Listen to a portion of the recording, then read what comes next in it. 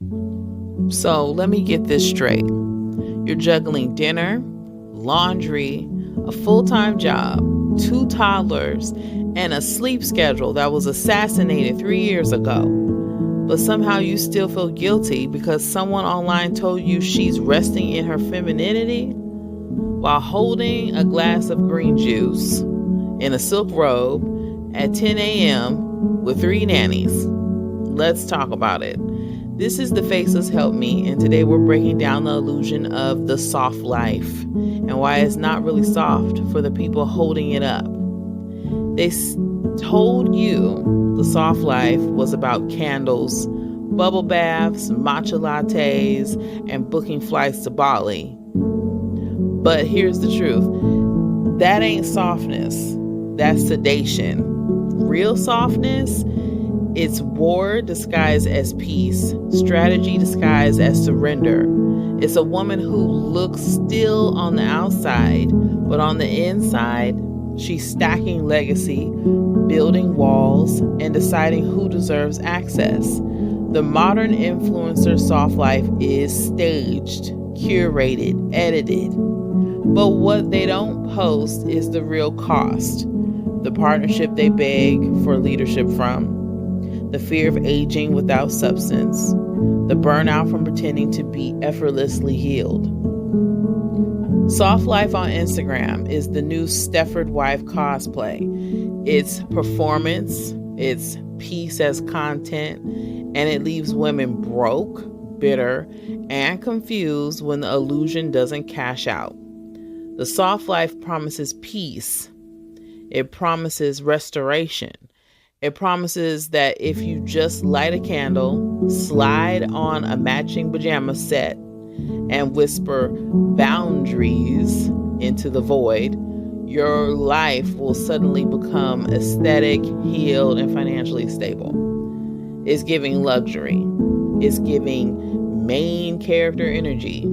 It's giving heavily edited footage and external labor masked as divine feminine flow. But let's be honest, the soft life isn't built on softness.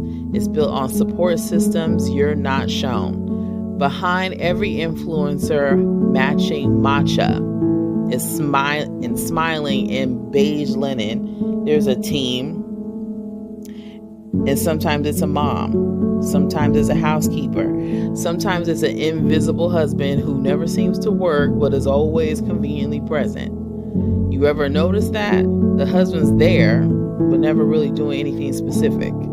He's supportive, available, emotionally present, which is internet code for he's not employed, but she doesn't want to say that out loud, because she's ashamed.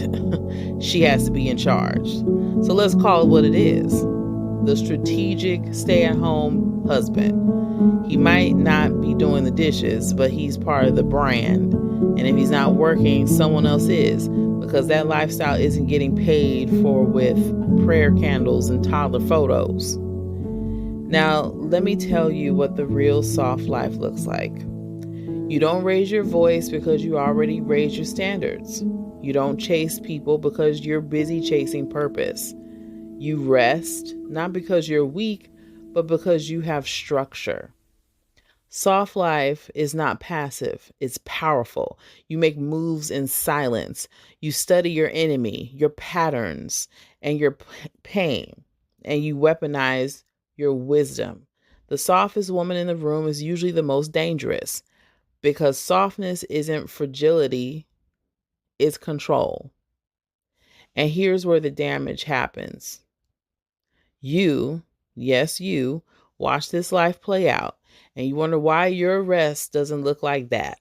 You wonder why your baby isn't calmly eating avocado toast in a bamboo high chair. You wonder why your house isn't beige, why your husband isn't wearing matching lounge wear while gently massaging your scalp in a sunlit kitchen. Because your life isn't a content farm. Your struggles aren't part of a monetized aesthetic. You don't have a nanny team, a brand deal budget, or a man who quietly surrendered his ambition to be a B-roll in your soft life reel. You have real responsibility, real bills, and real children who don't take naps on schedule. So, no, you're not failing. You're just not faking it for views. People mock what they don't understand. That's why so many men online say soft women are lazy or high maintenance. It's why some women call it delusion. But truth is, softness is resistance. Softness is the refusal to break yourself, proving your worth to people who aren't worth the breath. It's not about gender roles. It's about not being submitted to aesthetics. It's about this. You fought for your peace. You almost lost your mind. You almost gave up. And now that you're here, they want you to apologize for not performing exhaustion. No. The lie to the soft life isn't that rest is wrong. Rest is biblical, necessary, and it's healing. The lie is that rest should look like luxury, that femininity should look like a curated highlight reel, that marriage should look like a husband who disappeared into a supportive fog while you live your dream with perfect lighting. It's not soft, it's strategic silence, it's production disguised as peace. And the more you compare your chaos to someone else's curated calm, the more you'll feel like a failure, when in reality, you're just living real life.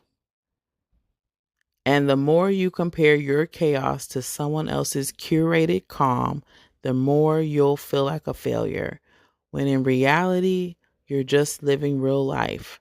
So the next time you see someone resting in their femininity, ask yourself, who's paying for that rest? Who's holding up the life behind the camera? Because softness is beautiful, but honesty is sacred. This is the Faceless Helpmeet, where we speak what everyone feels but no one says out loud.